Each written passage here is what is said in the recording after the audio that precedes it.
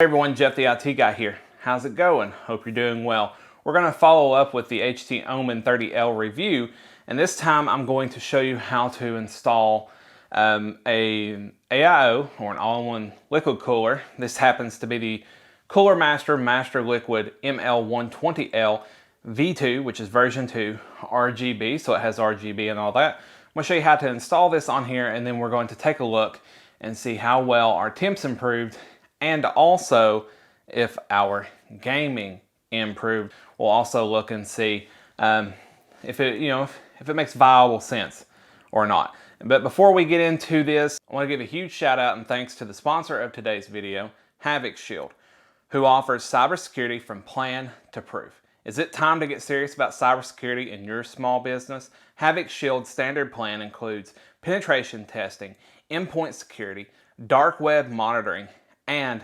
InfoSec policy templates. So go ahead and give Havoc Shield a call or an email for all of your needs. Their information will be linked in the description below, so make sure to go and check them out.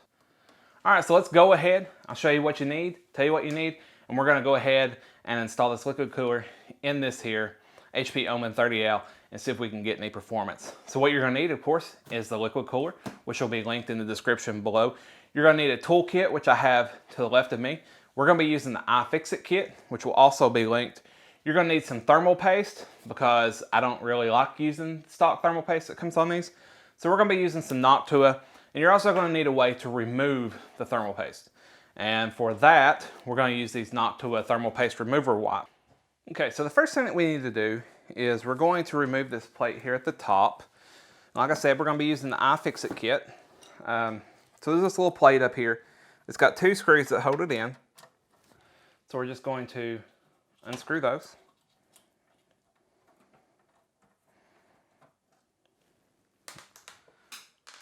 And we'll go ahead and lose those. Actually, you need to keep those.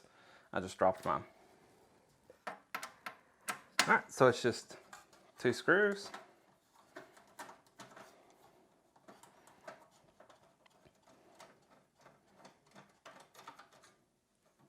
Okay, and it's going to pop right out, as you can see.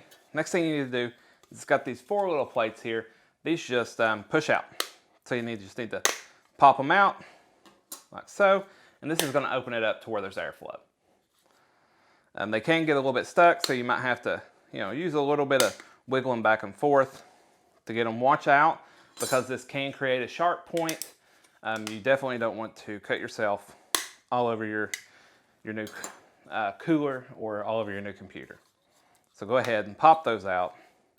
This is going to give us a nice easy bracket with some airflow to go ahead and upgrade this. So set that to the side. You don't need it anymore. So that is done. We're going to let that dry. We're going to go ahead and we're going to open up our water cooler. And this, like I said, it's 120. It comes with instructions, comes with an RGB fan. So here's the fan. It's probably not going to be very quiet, but you can set it to be silent. Here's the RGB leads and everything. And the fan, it's braided. It's actually a really nice fan considering the price of this cooler, which is I think $49. Okay. And here is the radiator. It's a nice looking radiator. And here is the pump right here. And it does not have thermal paste pre-applied. Make sure to go ahead, whenever you put this on, do not forget to get rid of the plastic right here. You're gonna not going to want to put that on. And then inside the box as well, you will have your retention set. And so, as well as Molex, there's going to be some stuff in here. It's all labeled. Like this is LGA. This is also LGA. It's got Molex. It's got an RGB extender. It's even got like an RGB button in there. And here is the kit for AMD. So, got all the stuff you need in here. RGB cables. I mean, it's RGB-licious. So go ahead, get what you need out. Make sure to check your instructions. for what you need. In order to install the cooler, I was mistaken. This does not fit. This is not a normal bracket. Uses the Intel spacing on this motherboard. So what we're going to do is we actually have to go ahead and take out the motherboard. It is important to note that this will more than likely void your warranty. So don't do this if you're not prepared for that. So what I'm going to do is I'm going to go ahead, I'm going to take some pictures so that I know exactly where everything goes, because it's not a traditional standard layout. I mean, it is, but it isn't. Some things are moved around. And we'll go ahead, we'll start taking this puppy apart, getting it ready.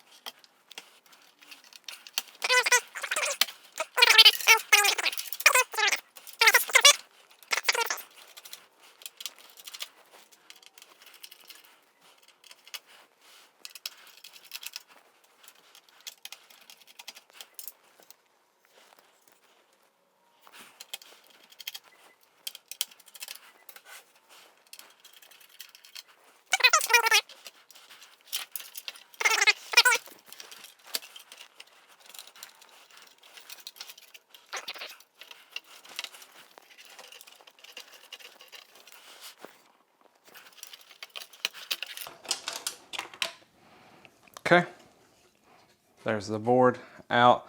You'll notice it's got this bracket on the back. It is kind of held in place. So what we're going to do is we're going to use a little spudger, little thing that's made out of plastic to be able to pop it off, because we don't want to hurt the traces or anything. So okay, so what I've done here is with this iFixit kit, you've got these little picks right here. You can actually lift it up, stick these under it. These are made of plastic. Just stick it under lightly and you'll start to break the adhesive that's holding this bracket in place. As you can see, it's starting to lift up. So let's go ahead. There we go. It's practically broken at this point. Okay, that side's done. You just want to, do it gently. It can take a couple minutes. And then eventually you'll get it, and it comes off, and you're left with this really super duper sticky, super glue adhesive stuff. Let's grab the rear back plate now. Go ahead, it's also got adhesive on it, but it just fits on just like the last one. It's pretty much the same thing, except the studs are shorter, because if you remember, because it'll fit, it just doesn't make good contact. So go ahead, you can take these strips off here, and you can just go ahead and put it on the back.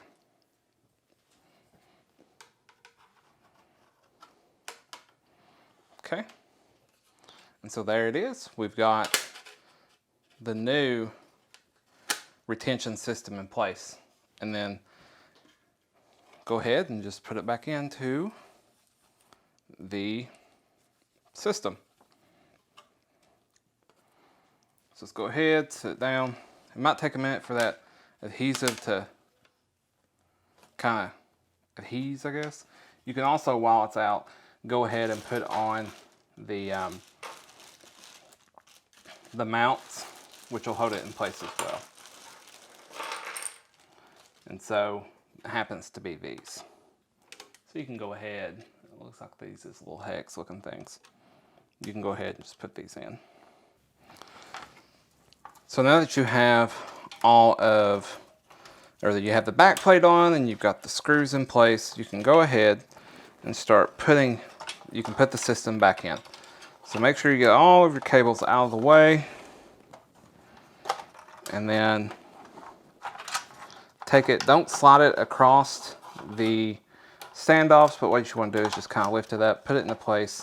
It'll pop in and it'll stay there. And now you can go ahead and screw it in, which is what we're going to do.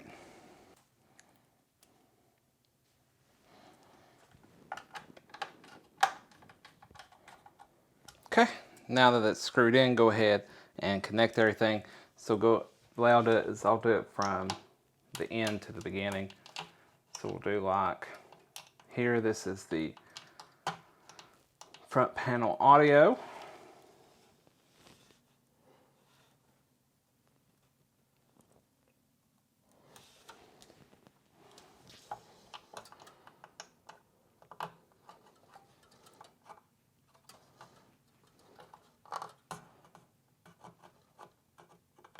Okay, and then you can do your power.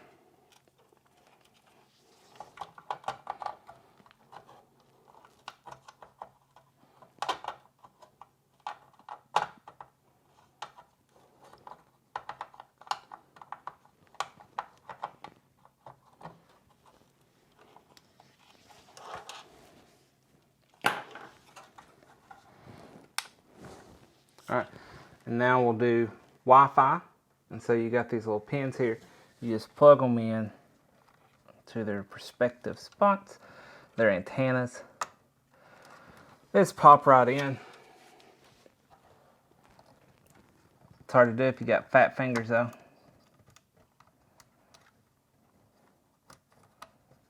Boom. So those are in. Okay. Next thing we'll do is we'll do our SATA connections.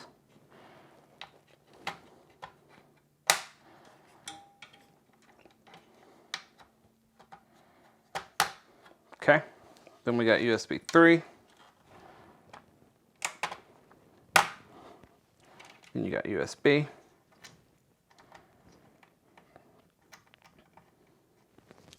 This is actually the light bar, I'm sorry.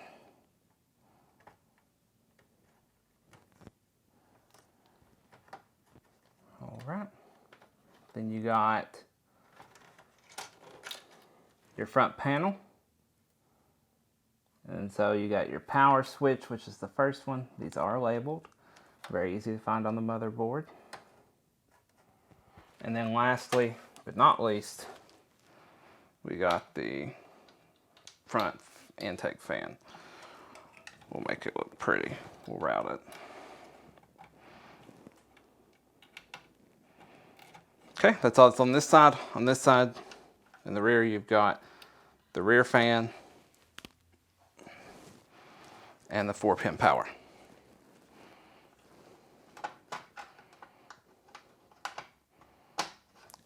Okay, now once all of that's in, it's time to put in the water cooler. So once you got both sides on, go ahead, get your little bracket that you need so that you can put it on. So you'll want this bracket, and it goes in like this. Okay, and so you're going to want to make sure that you line it up the way that you want your tubes to go. I want my tubes to go this way, so I am going to line it up like so. So go ahead, find the screws that come with the kit. There's in this bag here with the long screws. Go ahead and find those and put them on. You will also need the long ones as well, as those will put your fan to the radiator. Okay. You're going to want to make sure that you do this right the first time, because it's going to suck if you don't. So line it up.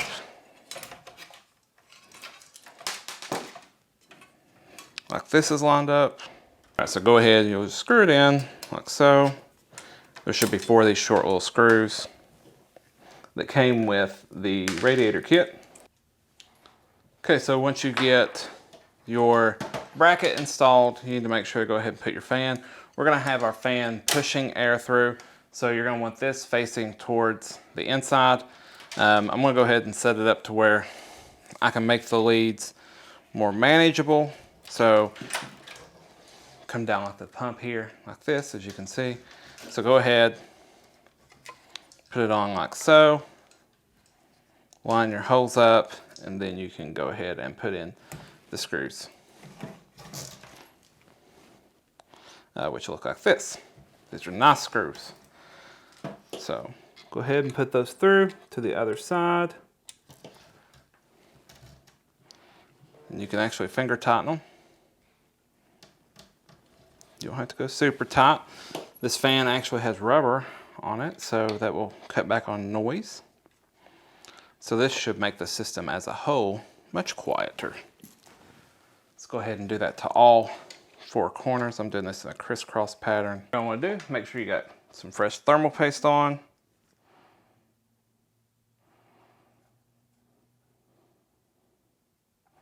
Got some of that good Noctua. Okay.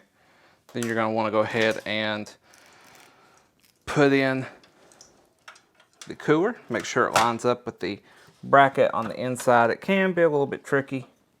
You'll know it's in whenever it doesn't move anymore. It's got a little bit of tension on it. So go ahead, get that screw in. You're going to want to get this screw in. This screw is a little bit more difficult. The AIO here kind of gets in the way a little bit, but it's back here, it's recessed.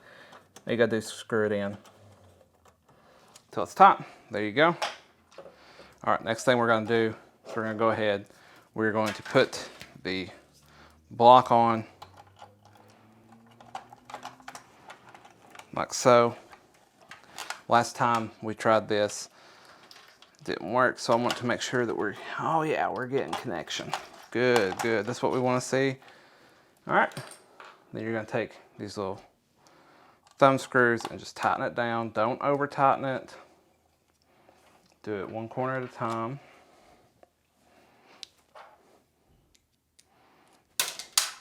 Tighten it in each corner for enough to stay.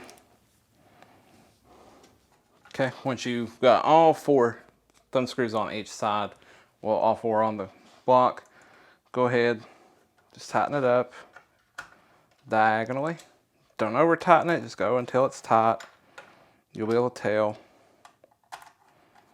The screws won't want to turn anymore, don't force them. And then there you go. All right, next thing we need to do is we need to make sure to plug in the pump and the fan. So put the pump on the pump. It's up here in the top left, but it's the top right for you. And then the fan, we'll go where it says CPU fan. Right there. And you're gonna be left over with the RGB cables. There's not an RGB header on this board. There is an RGB connector. However, it is not long enough. And then it comes with this, which you can actually do Molex to it, but there's not a Molex connector on this board. So, oh well. But so just take these, tie them off somewhere, and then you're good to go. So when we come back, we're gonna look at temperatures and test results. All right, so we finished benchmarking. We've got the AIO installed, this, you know, the Cooler Master Liquid ML120L. You know, as you've seen, it was a little bit on the difficult side. It wasn't too bad though, going in and installing it. We did have to remove the motherboard and take off the stock backplate. It did have the Intel spacing, so it was a little bit difficult to go ahead and install this. If you're gonna do this, be prepared that you have to go through all these steps. Be prepared that, you know, it's probably gonna void your warranty and everything like that. So let's talk about the temperatures and everything, and let's see if it was even worth it to go ahead and install this. It wasn't expensive, but you know, you'll wanna know if it was worth it. So let's talk about temperatures. From an OCCT for 15 minutes of a stress test with the stock cooler, the Ryzen 5 3600 got to 90 degrees. I mean, it was smoking, and this thing was loud. With the AIO, 72 degrees. So had a loss of 18 degrees. Doesn't seem like a lot. I think that the mounting doesn't work as well as it would on the regular AMD bracket and everything. However, it did go down 18 degrees. The idle temps are way down, and it's a lot quieter. So temperature wise, fantastic.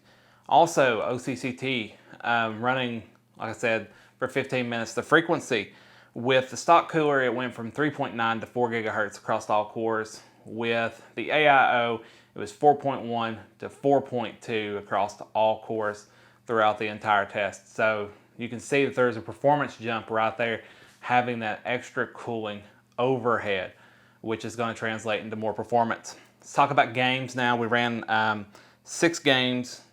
It's our typical suite that we run right now. Borderlands 3 stock, we saw an average of 88.93 FPS at 1080p on medium settings.